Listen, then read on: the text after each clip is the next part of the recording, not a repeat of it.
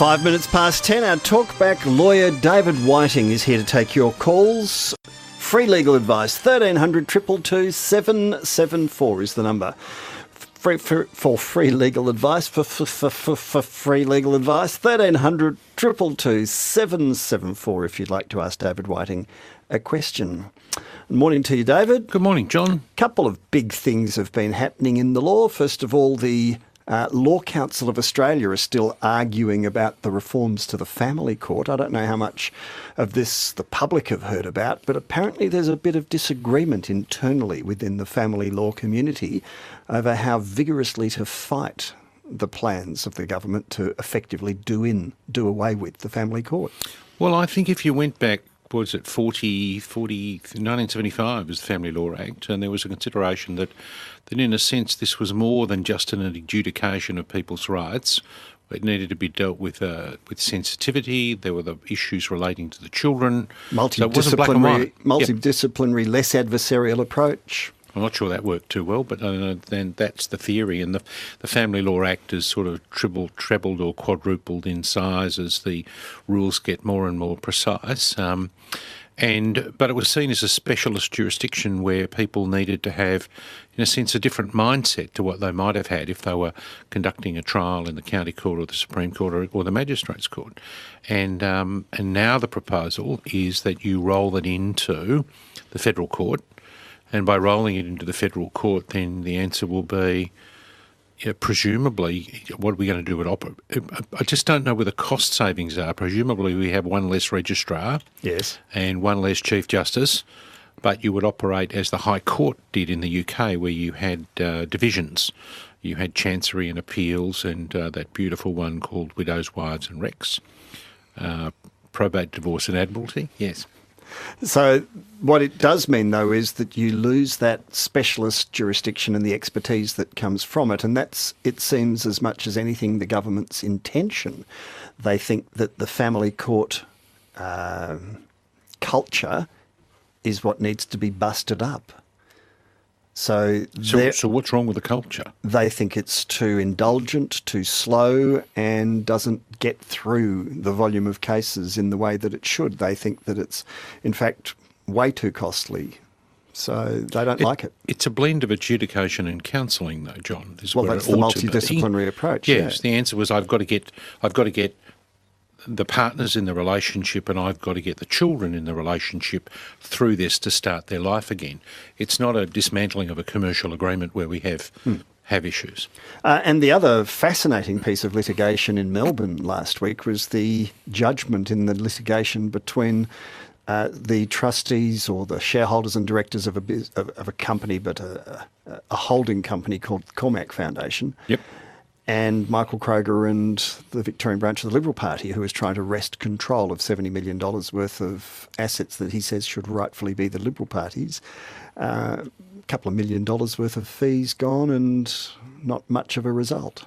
No, it wasn't the result that the answer was that the Liberal Party did have an interest but couldn't tell them where to spend it? Well, Mr Kroger got control of 25% of the shares. Yeah, 2 shares, but no directorship, and that doesn't give him access to the money. He told us, walking out of court when he agreed to a chat, he told us that he would write to the other parties with whom he's just been locked in $1 million worth of litigation to ask them to do the right thing. So I can't see how that's likely to bear fruit. No, but there's a suggestion that in today's paper that the money will be spent on Liberal Party activities, just won't be given to the administrative arm for that purpose. Yes, so they'll try and find a way. We tried to speak to Mr Guy about that this morning, but he was too busy to talk to us. But they will fund his campaign without giving the money to Mr Kroger or the Liberal Party Victorian branch. So I don't know what that means. That's a complete mystery. Well, no doubt we will find out. Or perhaps we won't. They will try and find a way to go around him. Anything else that we've... there were no homework from last week, but there was a report last week in the paper that you'll appreciate that lots and lots of people have an obligation to report sexual misconduct involving children, including you and me. If we suspect that someone has been the subject of sexual misconduct, we have obligations under the Crimes Act to make disclosure, and there are extra rules in relation to health professionals and the like. In South Australia, there will be an obligation on Catholic priests to make disclosure. Now, the law in Victoria at the moment is that if you are a member of religion where confession is part of the structure of the religion, what is said is not required to be disclosed to the person you confess it to. Mm-hmm. That's changing in South Australia on the 1st of October. Against the wishes of the Catholic Church, and the Victorian government's current policy is that they're going to wait for the outcome of a joint working party between the state and the federal government so that they'll be with a view to uniformity. So that will be a mammoth change. All right, let's watch out for that one. Anything else? We'll get to callers. Peg in Frankston is first. Hello, Peg. Good morning, John. Good morning, David. How are you today? Good, very well. That's good. My question is a really strange one. Quite a few months ago, I attended a so-called friend's 50th birthday. I'm not a big drinker, so I'd done a few of the wrong rules, not eating tea, all those sort of things. Anyway, the long and short of it is I had a few too many drinks. But in saying that, it was at this lady's home. So there were about 120 people that were at this place. It was a fancy dress. The ground was quite unlevel in points. Yes. And in places, and there were other people that had a fall. I had a fall this night, and that's no big deal. I have a problem with my knee. I don't want to go into that. And so anyway, my balance isn't great anyway. Yes. Anyway, long and short of it is about 3 weeks later, I get a call from a complete stranger saying to me that I fell on her and she was actually carted out of the party, which is nothing that I remember. I wasn't that drunk. Yes. But in any case, she wanted me to go through my home insurance, and there's a clause there where I can actually apparently... Depending on who your insurer is, yes, there's what I'll call a liability claim where someone who sues you for something you do wrong, you might have a claim. But can I just clarify, what injuries does she say she sustained from you falling on her? She says she has a problem with her knee and that it's now costed her money and time off work. But the thing is with me, I would remember if someone was injured. So she says you were drunk, you fell on her, Yes. and she's hurt her knee and she wants to sue you for it now. Yes. Literally, or she wants me to claim it through my home insurance. But what makes it worse is she actually says to me, please don't tell them that you were drunk. Just tell them that you were dancing and you fell on me. Well, I suppose my question is, do you remember falling on her? No. And why don't you talk to some of the other people of the party? Who weren't drunk? Was there anyone not drunk, Peg? Oh, no. They were all pretty drunk. I mean, there was a lot of alcohol provided, as I said. They're big drinkers. I'm not, which is embarrassing. I'm normally a teetotaler. But at this night, I don't know why. I obviously just didn't eat a lot of things. Well, let's start from the principal, Peg, rather than your case, all right? The answer would be, if I was drinking too much and I fell on somebody, woe betide them, but the answer is they may have a claim against me in negligence. All right, for the injuries that it could be an inadvertent assault, But I wouldn't, like this... The person that held the party at her home should have really had some sort of insurance. Well, the person who had the party would have had insurance. So there's almost inevitably going to be insurance that offers some public liability cover to the people who attend a party there. Yes. Number one. Number two, but she's also, Peg, she's asking you to commit an insurance fraud. Exactly. So, David, what are the... She asked me to lie to my insurance company, and I actually texted her back, I don't know the lady at all, and said to her, I'm not prepared to lie to anyone, and, please don't contact me again. Okay, well, isn't your better answer is I didn't fall on you? I mean, that would be... Because there's no liability if you didn't fall on them. Well, I didn't. I don't remember any... I mean, I'd had a few drinks, but I don't remember anyone. Presumably, did you go with someone and come home with someone? Yes, and I and does that person remember? Friend. No, she said that at no time did she see me fall on anyone. Well, there you go. That's the end of the argument. So, Peg, have you received, other than a text message, have you received any other correspondence in relation to this? It was a conversation. No, I haven't. So, David, what should Peg do? But just I'd be going back and confirming you've spoken to other people who are at the party and you didn't fall on them. All right. Yes, that's right. And leave it there. I mean, it's pretty frightening to think that sort of thing can happen. And, I mean, I would never want to hurt anyone. So, you know, my understanding is that if I'd have hurt someone, I'd be very aware of it. Peg, until you got this communication, sounds like it was a really good party. It was a fantastic party up until then. Yeah. All right. Okay. Thank you, Peg. Thank you for your time. Oh, dear. A good time was almost had. Just a bitter aftertaste. Yeah. We shouldn't laugh. Someone claims to have been hurt. Jeff in Mount Eliza. Hello, Jeff. G'day, David. G'day, John. Look, I'm involved in a will dispute. I'm representing my three brothers in disputing, wanting to have my late sister's will revoked. Okay. She died last year from Alzheimer's. Yes. And 5 months after she was actually diagnosed, she actually changed her will. Yep. Now, she was encouraged to do a financial power of attorney and a medical guardian. Yes. And she did that, but at the same time, she also gave instructions for a will. Yep. And the will was signed 6 months later.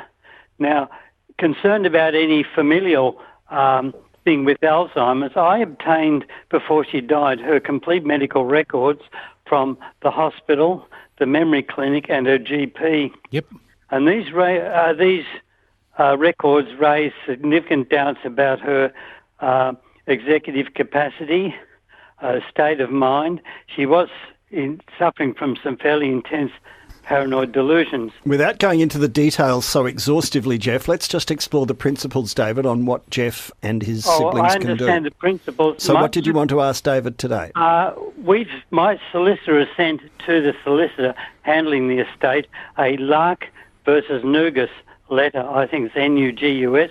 I'm not sure I got the pronunciation right, to which the solicitor has not responded. What's a Lark versus Nugus letter? You've got me questioning. It's under... basically, it sets out that where a dispute exists on a will, we're attempting to obtain the will file. And there's a precedent in English and apparently Australian law. So what's your actual question for David today? I'm just wondering whether in requesting that, if we have to go to court to get the will file, are we likely to recover costs from either the solicitor or the... That will really depend upon the outcome at the end of the day. So if you were to go to issue proceedings for the purpose of getting the will, and which is what you're doing, and you ultimately lose your claim to upset the will, then there's logically no basis for you recovering, for you needing the will. It's the will file. So have you spoken to the witnesses, Jeff? Well, they're not saying. The witnesses were, in fact, the solicitor who drew up the will. Yes. And when the will was submitted for probate, the registrar of the probate court queried that because the death certificate said she died from Alzheimer's, and they produced as a record that a letter that she was fit to do a financial power of attorney. Jeff, we get these from... what's happening now is that lots of people, with the death certificate shows that they were affected by Alzheimer's at the time that they died. And it's not particularly helpful from my point of view as a solicitor who's trying to get a grant of probate through, because, we saw one the other day where it said dementia 10 years. And we know that dementia is degenerative in nature. And it's quite possible that at a point when you've got early onset dementia, you might quite clearly have testamentary capacity. There's no evidence that the merely having dementia means that you don't have the capacity issue. And that's going to be your problem, Jeff. And so it will be looking at the detail contained in your in the medical reports that you've got, and you're just going to have to work out what the answer is. All right, good luck with that. And given that you're already well represented, Jeff, we'll move on to another caller. Jan in Bentley. Hello, Jan. Hi, John and David. My question is about adverse possession. I've got neighbours who've just had surveying done for another purpose, that has apparently shown that our boundary fence that's been in place for over 30 years is actually inside their boundary. Yes. So to my benefit. Yep. I just wanted to know, do I need to do anything now that that's been discovered to make sure the fence isn't moved? I don't know your neighbours, Jan, but I'd be taking pictures to prove the location of the fence at the front and at the back. Right. Have you measured your block? Is it too big, or is every boundary out? No, I think it's just this. My understanding is it's just this boundary. And how far out is it? I don't think very much, but they're already talking of down the track pulling the fence down and putting it in the correct position. Well, So, if they were to pull down the fence, they're committing an offence under the Fences Act. Right. Without your permission. If they were to construct a new fence in what they saw as the right line, then that would be also a breach of the Fences Act and Right. trespass. You have the ability to issue, you can make your own application for adverse possession for that strip of land. Right. But it really depends on how big it is. Yeah, I See- think it's pretty small, but it's only a unit, so it's the backyard of the unit, so you're talking a small area anyway. So this is your unit, is it? Yes. So you live in a unit, and so for 20 feet or 15 feet, what do they want to do? Just take your bit, or are they going to do it all the way along? I presume they might be thinking of doing it all the way along, because there's two other units either side of me. So, yeah, it would be, I would be people. talking to your neighbours to see if you want to run a joint argument. Right. Yes. And so that's just through a solicitor to make an application. For adverse possession for all the bits along. Right. And now, how long have you lived there? I've had the property for about 30 years. So, Okay, then yeah. you're okay. But in order to claim an adverse possession, you've got to have been in possession for 15 years. And it might be that your neighbours on either side may not be able to succeed as you can. So that adverse possession means you've had exclusive, uninterrupted possession For 15 for years 15 or more. years or more. Yep. And that uninterrupted means uninterrupted. And exclusive means you've got to corral it. It's got to be... So if anyone in 15 years has entered into that property, then that ends your 15 years or your time up till that point. Yes. You've got to start again. Yeah. So John, by way of example, you may recall the National Mutual building, later AXA, where the Western Market was, Yes. corner of William and Collins Street. Yes. Once a year, they used to fence that just for 24 hours so that nobody got what didn't become a public walkway or access point. So the owners of the site would fence it. So it was an interesting way of just making it clear to everybody that, no, we're not giving you rights for this day. And they do it. They had tenants, didn't want to restrict the ability of the tenants for access for the building. So they do it on a weekend or a public holiday when there's no logical reason for people to cross or recross. Interesting why these things happen. Good on you, Jan, and good luck. Wendy in Reservoir. Morning, Wendy. Wendy. Last call. Nope, doesn't work. All right, sorry. G in Carlton. Good morning to you, G. Good morning. Welcome. Good morning, David. I am a trustee in a charitable trust fund, one of those which talks of necessitous circumstances and people in need. Yes. It has to be wound up because the sponsoring organisation has moved geographically, and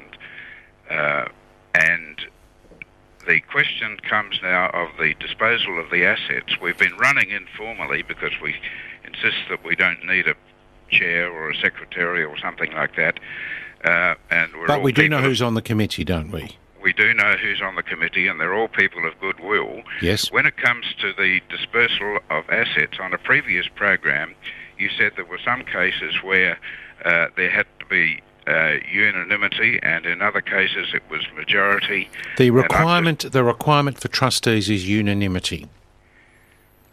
All right. So you are trustees of a charitable trust. Yes. Your requirement is unanimity. Executors by majority, trustees by unanimous, unless there is a trustee that established the trust that has a different principle. What are the assets, G? Are they significant? $500,000. Well, that's significant. Oh. Okay. And so when you say dispose of, what you're proposing to do with them?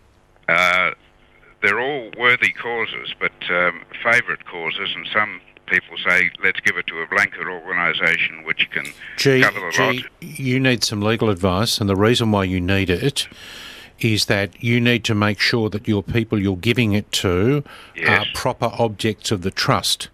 So if you are proposing to give it to needy lawyers, which is on some view not a large group. Oxymoronic. Yep. All right.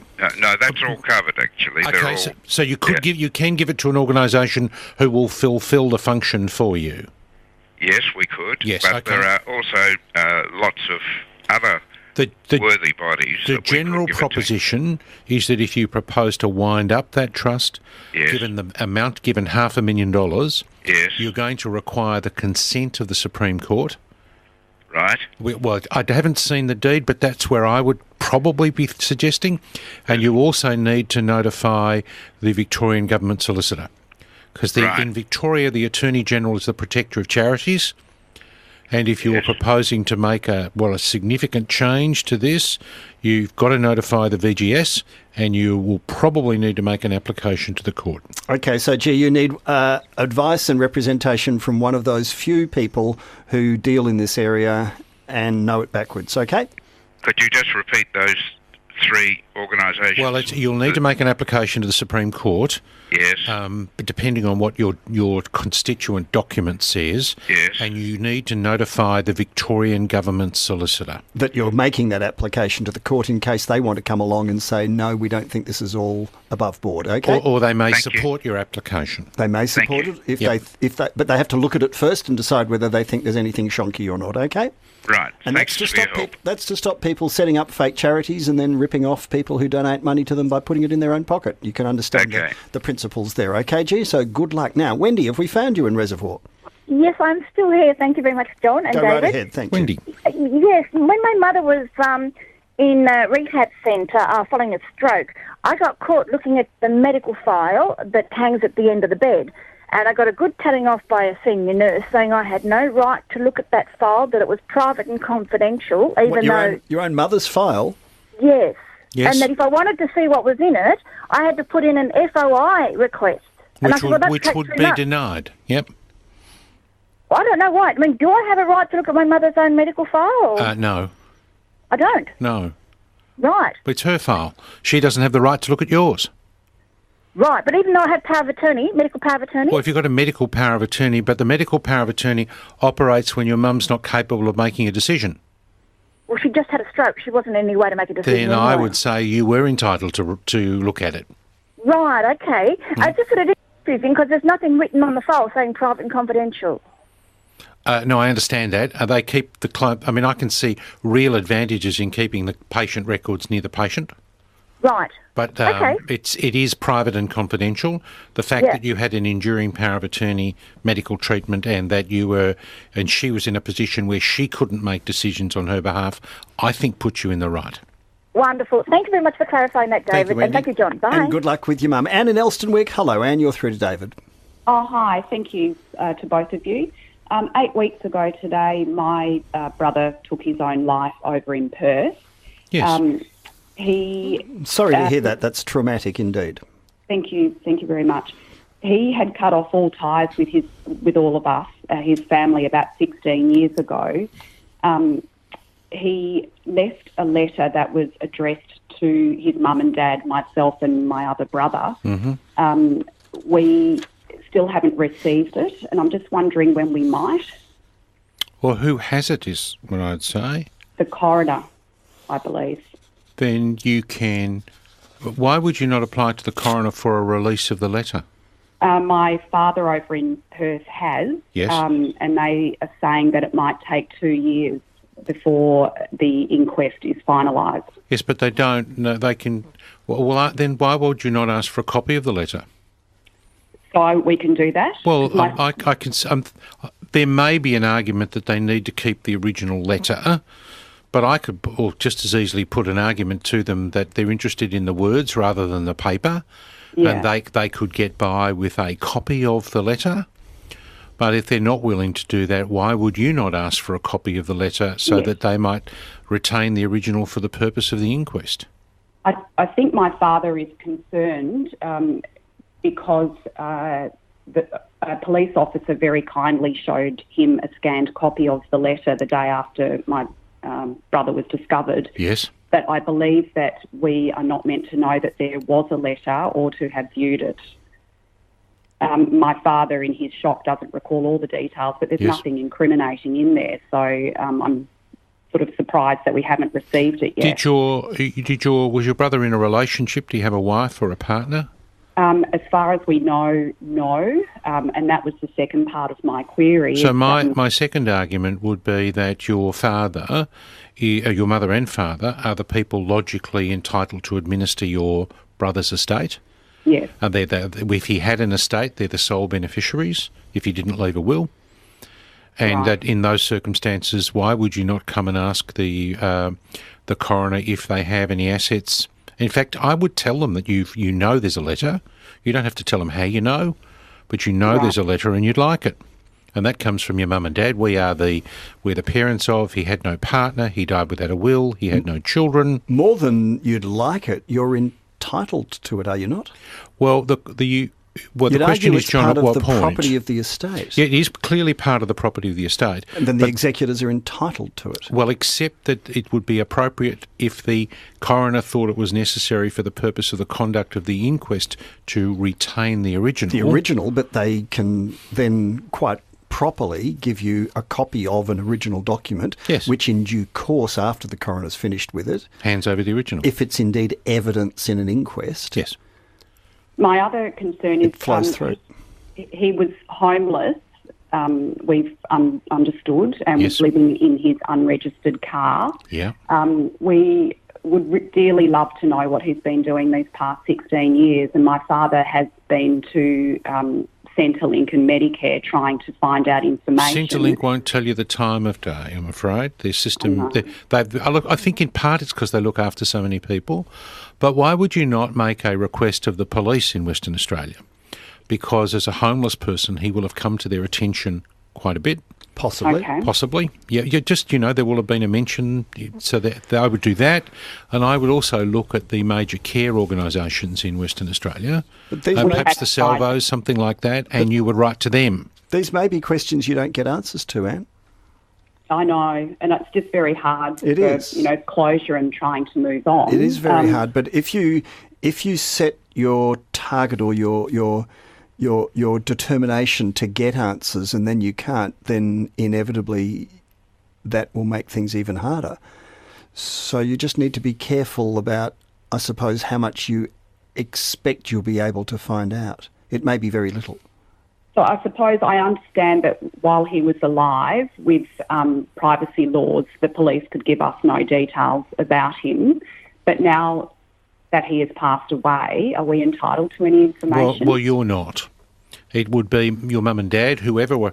It may be that you need to apply for letters of administration of his estate, which will cost you some money, for the purpose of having... There are no assets. Given there are no assets, for the purpose of having the right to make the inquiry. I don't know. So your dad would be next of kin, and you could argue that as next of kin, he's entitled to all of these items. So you might... That's where I would probably... If I was interested, that's where I'd start the process. Police...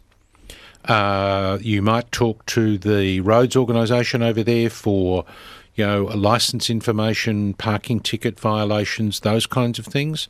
And you might look at the major agencies that operated in the area where he was found, and they may have a record of contact with him, and they may not. Heartbreaking. Anne, our thoughts are with you and good luck, and I hope that is of some assistance. David, it just shows the full breadth of issues that people are calling on for legal advice from you, from all their other practitioners and people in the community who are custodians of this sort of information and knowledge. Thank you, John. It's extraordinary, from property subdivisions through to tracking down the last few years of your brother who was living homeless on the streets in Perth. You would want to, John. I really you would want some answers if you could get them. Yes, but even one answer to see the letter would be a starting point. Yeah, a big part, a very big part. Thank you. Thank you, John. David Whiting, our talkback lawyer, coming in every Tuesday after the 10 o'clock news. And apologies if you didn't get through. Well, David will be back at the same time next week.